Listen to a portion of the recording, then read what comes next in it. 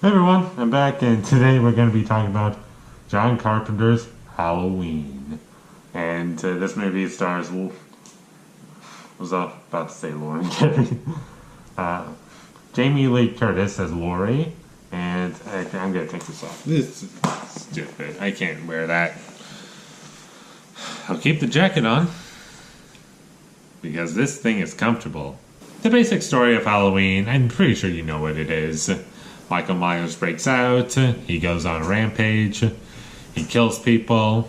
You know who Michael Myers is? He's a serial killer, essentially. That's what I took away from this movie.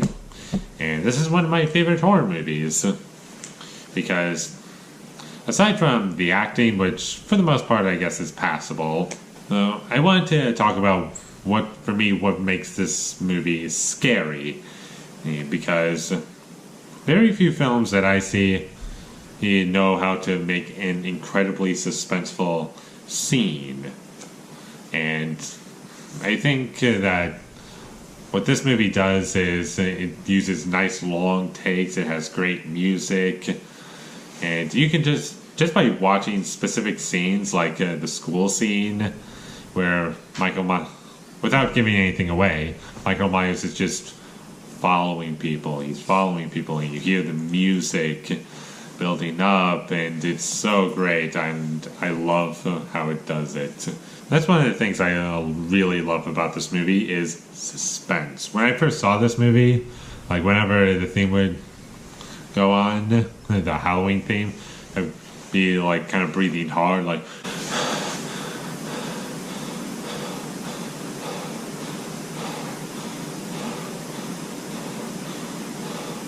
And I still do that ever since I first saw it. You see something suspenseful, it puts you on the edge of your seat, and because you don't know what's going to happen. Another thing I really love about this movie, and it handles it so well, is it keeps Michael Myers the interesting person of the movie. And you have, what was his name? Donald, how do you pronounce this? Pleasance? I got nothing. But he's really good in this movie, and he really fleshes out Michael Myers. Even though Michael Myers never talks in this movie, he is basically telling us who he is, his experience with him, because he's his doctor, and he doesn't want Michael Myers to get out ever. He wants this person to stay away from anything that can be dangerous. Anyone who's innocent, keep them away from Michael Myers. That's his goal. And another thing I really love about this movie is it doesn't. It makes you get behind his character because you're wanting him to succeed. The movie doesn't pull the rug out from underneath you, or something like this, or oh, we need to keep you restrained, and Michael Myers is the hero, like in T2 Judgment Day. Well, you wouldn't say that when this movie came out, but this is the best comparison I can give. You're behind Dr. Loomis? Yeah, Dr. Loomis. I'm bad with names. That's all I can say. That's my only excuse. Sorry. But despite all of this horror stuff that I'm talking about, or the characters, the way it's shot, the music, the star of this movie is John Carpenter, the director, because he took what would be okay, because when you think about it, this movie as a concept is fine, but it's the way it's made that makes it so great. Not the premise, unlike a lot of horror movies nowadays. It kind of feels like horror movies can only think of a premise that's cool, but they get really bad people involved with it, and you just end up with a pile of garbage.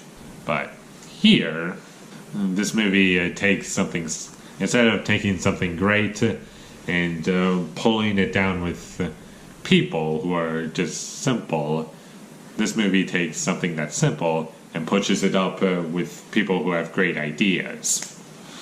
That's what I love about this movie.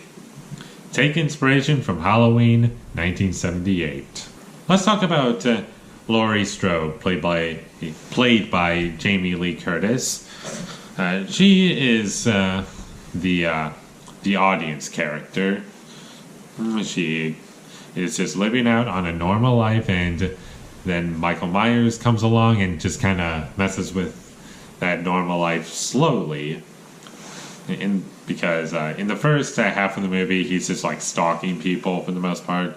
Just stalking people. And then the second half, or the third act, that's where Michael Myers is. He releases what he really is, or what he's known for at this point, which is killing people. That's about it, just killing people. As far as negatives go, I kind of just said that the acting for the most part is fine, I guess. And the only other issues I have with it are just little things, like some of the sound design in this movie is bad. And, what was it? I don't know. I can name just a couple other little things that didn't make sense, but... Or not necessarily didn't make sense, but just didn't work for me. That's basically where my issues start and end with it. Halloween is excellent. It takes everything that would be... how should I say? Just kind of okay, or I don't care for this. It takes that kind of premise and builds on it. It takes something small and it just explodes. That's my best way to describe it. It explodes in a good way. And I'm gonna give Halloween an A. It's a pretty great movie. I really strongly suggest that you see this movie. Thank you for watching my videos. As always, if you enjoyed this review, be sure to leave a like and comment down below what you thought of 1978's or John Carpenter's Halloween down below. All my social media links will be down in the description below. Follow me there. And last but not least, subscribe to be a part of Foley Nation. And I'll see you when I get my next review up, which is going to be Halloween 2. So, look out for that. Until then, thank you for watching, and have a great day.